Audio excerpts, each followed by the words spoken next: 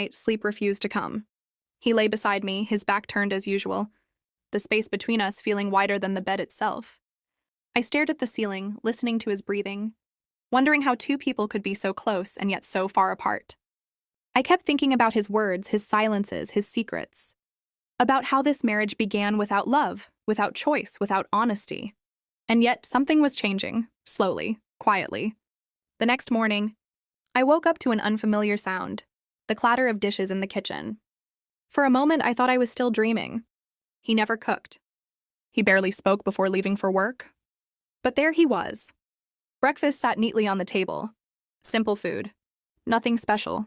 Yet my heart tightened at the sight. He didn't look at me when I entered, but his voice was gentle when he spoke.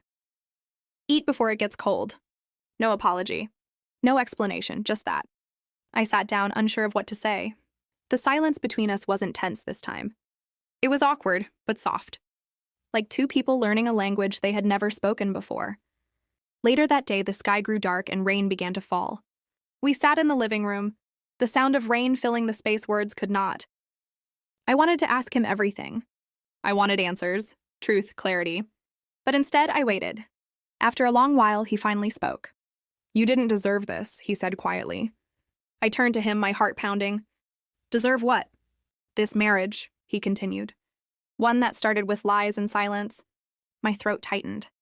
"Then why did you let it continue?" I asked. "Why didn't you tell me the truth from the beginning?" He looked away, pain crossing his face. "Because I was afraid. Afraid that if I told you everything, you would hate me. Or worse, leave."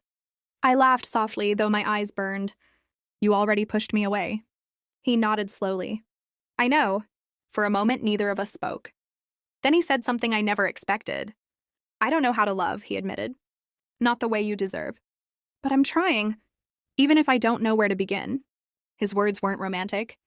They weren't a confession of love, but they were honest. And somehow that honesty cracked something open inside me. That night, as we prepared for bed, he didn't turn his back immediately. He hesitated, then said softly, "Good night." It was such a small thing, yet it stayed with me long after the lights were off. I realized then, this marriage didn't begin with love.